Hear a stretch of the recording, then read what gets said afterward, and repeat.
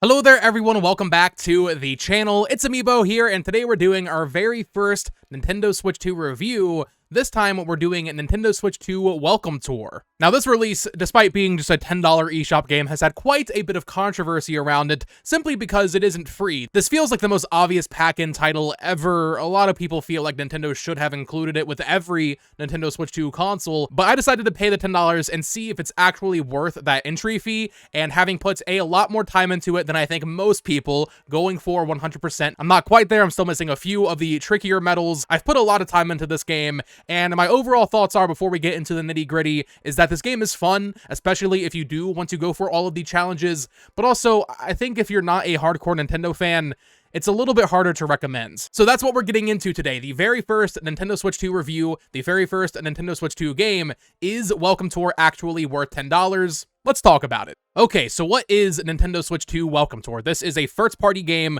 developed seemingly by Nintendo's EPD4, although there isn't really any credits in the game that I can see, so we don't actually know that, but given their track record with games like Wii Sports, Nintendo Land, and 1-2 Switch, I think it's safe to say it's almost certainly EPD4 behind this game, because it is a tech showcase, it is a tech demo, it is a way to show you what the Nintendo Switch 2 is, show off the mouse controls, especially the new HD Rumble, and of course the features that the Switch 2 has that the Switch 1 didn't, like VRR and 120 FPS, 4K resolution, that kind of thing. It's essentially an interactive museum where you walk around all of the different Nintendo Switch 2 accessories and peripherals. So you'll walk around the Joy-Con, the screen, the Pro Controller, the grip, even like the Joy-Con wheel, the camera. There's a ton of different areas to explore in this game, and within each area there's a few different things you can find, most notably mini games. There's actual mini games in this, not dissimilar to Wii Play. I think if you like Wii Play, you will enjoy the minigames in this as well, and that's why I say it's for the hardcore fans. If you are into Nintendo history, but also the weird minigames like you would see in Wii Play and like Wii Play Motion and all those Wii-era things, I think you're gonna like what Welcome Tour has to offer. Beyond the minigames themselves, which we'll talk about in more depth in just a second, there's also these actual tech demos. I mean, they literally call them tech demos.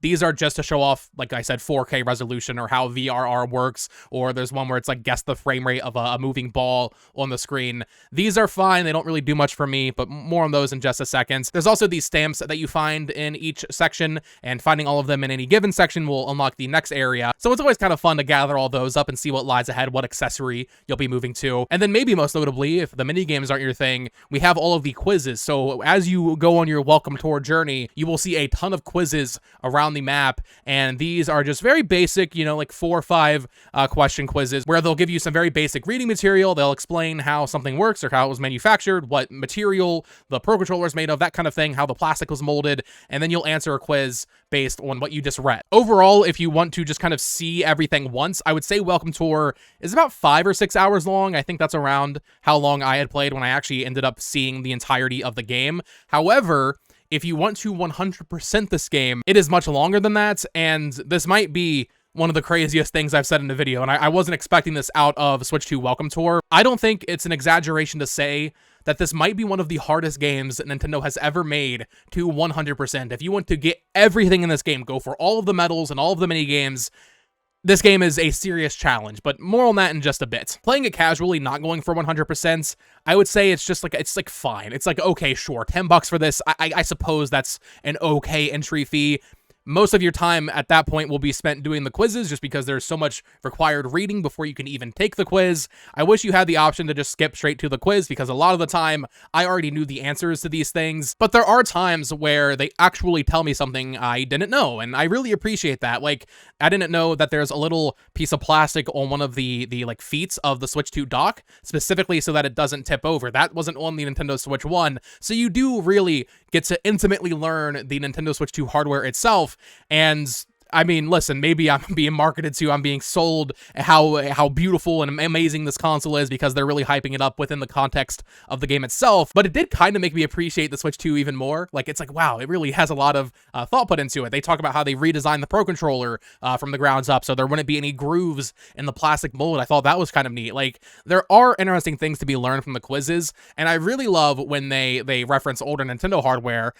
We need to go back and check. There's quite a few Wii U references in this game, and listen, as a Wii U OG, I gotta respect the Wii U nods whenever they pop up. Even like Wii U chat is talked about. But most of the quizzes really come down to like, do you know what the frame rate of a game is? Do you know what the frame rate the Switch 2 can do is? It's 120.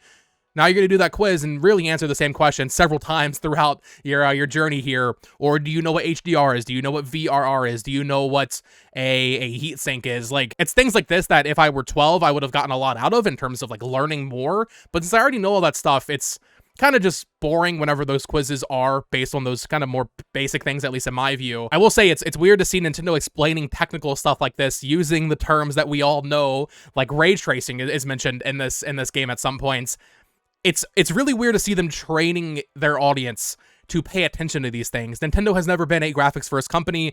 They really haven't been for a very long time, and they just don't really talk about these things openly. They don't talk about the frame rate that a game is running at. That's not something that Nintendo does. Now that they have some hardware that is punching up a little bit above its weight class, like, they're really talking about it. And it's just weird to see them training the Nintendo audience to care about frame rates. Even, off topic here, seeing all the reactions to Scarlet and Violet, I won't name names, but there are people that, when that game came out, were like, oh, this runs fine. And now that they're playing the Switch 2 version, they're like, wow, it runs way better. I understand frame rate now. So Nintendo is putting themselves in an interesting position where their player base is going to start really paying attention to these things when I don't think most of them were before, which is just kind of funny. I really like the way this game is presented, how it looks, the graphic style. It has this whole exhibit vibe going to it that I dig. Though, as someone who grew up with the Wii, why do they keep missing the obvious implementation of Miis? This would be such a fun game to run around with as my little Bo Mii, but then all of the other people wandering the exhibit, like, have them be my friends list or something, right? Like, that'd be such an easy way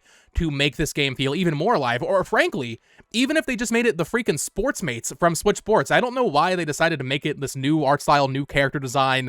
It's very basic, but I feel like people would be more willing to be like, oh wow, Welcome Tour, that's like a cool game if it was your Mii, or even just a sports mate, just something more recognizable than this basic avatar. But I do like the way the game looks overall, and I mean, it's cool to see like the highly detailed 3D model of each accessory, especially when you go inside and you see the circuitry, that kind of thing. That's pretty neat. Okay, let's talk about the mini games. This is where the bulk of your time will be if you go for 100%, which is what I am currently doing. I'm almost done, but there's still a couple that are really frustrating me, but we'll talk about that. So most of the games involve using the Joy-Con 2 in mouse mode, so that's obviously a huge feature with the Switch 2, is the fact that you can put the Joy-Con on a table and use it like a computer mouse. They do a great job of showing what these new Joy-Con can do, and although generally speaking the games are very basic, they are pretty fun. I mean, even the way these games look, like this feels like Wii Play to me, if not maybe a little bit more sterile. I just talked about how I like the way the hub looks when you're running around. The games themselves lack any personality whatsoever, more or less. There's some cool Nintendo music in there, but there's not much personality in how they're actually visually appearing on screen. But yes, these minigames can be pretty fun, but if you're just playing them normally, I don't think you'll get much out of the experience. What you will get a lot out of, and this depends on if you're this type of player, most of my enjoyment has come out of going for all of the gold medals. Some of the challenges in this game, and I think anybody who's been going for them can attest to this, some of the challenges are like impossible. like they're extremely hard for a Nintendo game. So they advertise that each minigame has 2 medals that you can get, and these are usually pretty easy. Sometimes that second medal will give you a little bit of trouble, but then there's a secret third medal that ramps up the difficulty so much. Like, there's this one early on where you have to pinpoint the strongest rumble on the grid by moving it around in mouse mode and just kind of feeling for the strongest rumble. You need to literally find the exact point the rumble is being emitted on this entire screen to get the third medal here. This is one that I still have not been able to do. I looked up a YouTube video and some guy, I'll link it down below, I'll put it up on screen. He literally he was like getting a piece of paper, drawing like where the center is of where the rumble is emitting from. Like, it's crazy stuff. You have to do math. You have to do actual math to get this dang gold medal in this game. I haven't resorted to that just yet. I don't really want to, but that one in particular is like impossible. It's not like challenging in the way that, oh, I'm just like, it's so intense. It's just getting it actually on it exactly is very, very hard.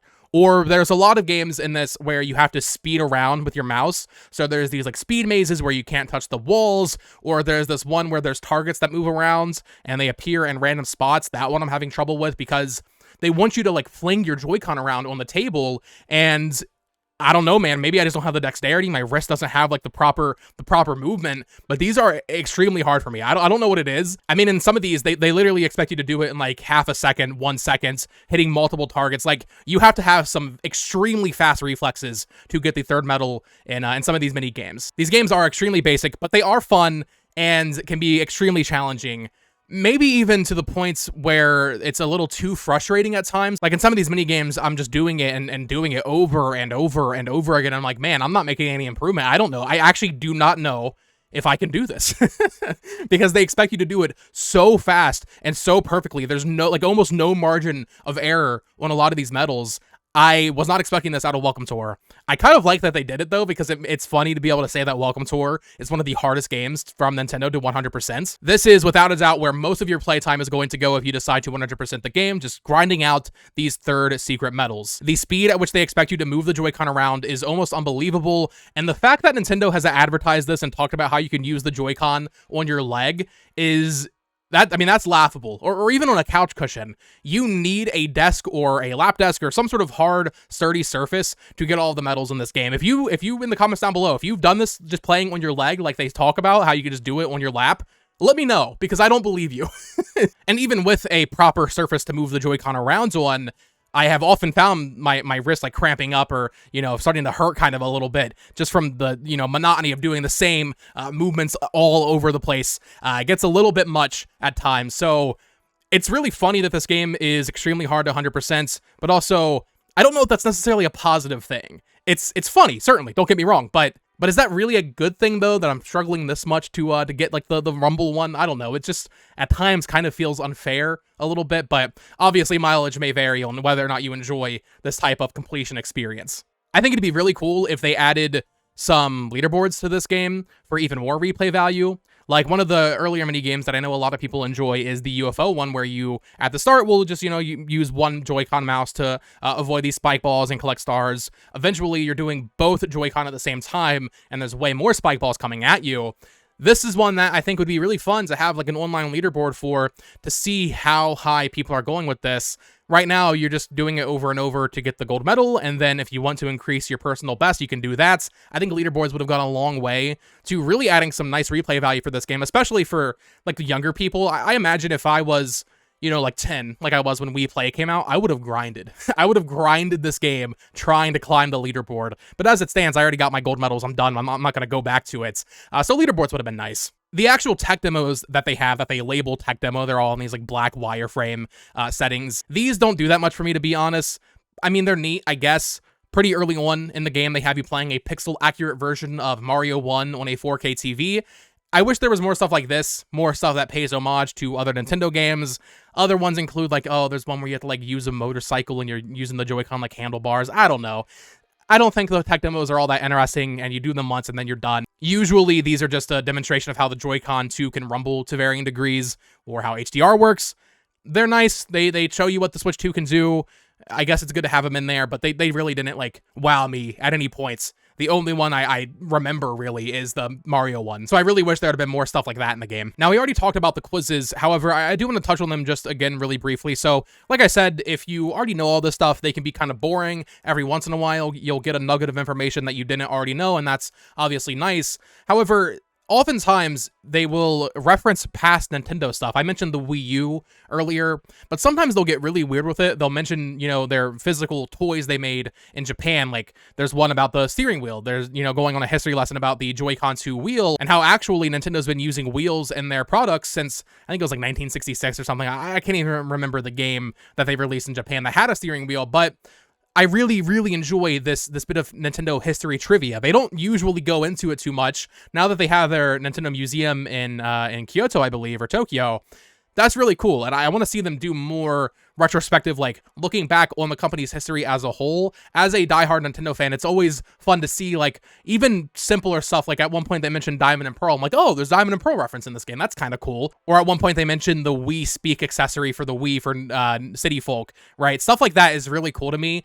And that's when it dawned on me, I really, really wish Nintendo would take this exact format for a game, exactly as it is, Nintendo Switch 2 Welcome Tour, all the mini games, tech demos, and trivia, make that a full game, going over the entire history of Nintendo. I would eat that up so fast. Make it a $40 game, go over the entire history, not even just every Nintendo console and handheld, but also, you know, the Game & Watches, of course, but then go back further and talk about, you know, the founding of Nintendo, talk about the Hanafuda cards and all of the toys and stuff. Maybe have some, you know, employee bios, like, make this a Did You Know Gaming game. That would be so cool to have a virtual museum of Nintendo history in this style, in this presentation, with these little mini games and tech demos that you can do that just show how their brand has evolved, how the consoles and handhelds have evolved. I would eat that up so much, and I would absolutely love if they did something like that. Now, you might say it'd be a little hard to do that because, well, this is a tech showcase because you're using the Switch 2 Joy-Con. They really want to do these mini games that show off what the Joy-Con 2 can do. Here's the thing, most Nintendo controllers can already be used on the Nintendo Switch 2. Now, at that point, you're adding way more layers of like accessibility where you need to buy the GameCube controller through NSO and the NES controller and the SNES and N64, maybe even Genesis if they want to go there. And you wouldn't really be able to do the handhelds that well. But I don't know, something like this that goes over Nintendo's entire history, I think would be awesome. Like I would love that as a Nintendo fan. I really hope that Welcome Tour sells well enough to encourage them to do that because the template is there. Just make a virtual Nintendo museum and dude, that would do pretty well, I think. I think people want to see that. At least I want to see that. Let me know if you want to see that in the comments down below, because that feels like a slam dunk to me. Overall, Nintendo Switch 2 Welcome Tour is fun. However, I do think it's kind of hard to recommend to the average person. I personally got quite a bit of time out of it, going for all of the medals, and I certainly enjoyed the bits of Switch 2 and Nintendo history trivia sprinkled throughout. But unless you're deeply entrenched in the Nintendo fandom minds and the Switch 2 ecosystem itself and the Nintendo Switch ecosystem, I don't imagine you'll get too much enjoyment out of this. Maybe just, you know, a cursory. You're like, oh, you know, that's fun. That's cute. But for $10, I mean, I enjoyed it overall. Should it have been free? Yes, they should have made this free just on principle of what it is. I mean, it literally is a tech showcase of the hardware.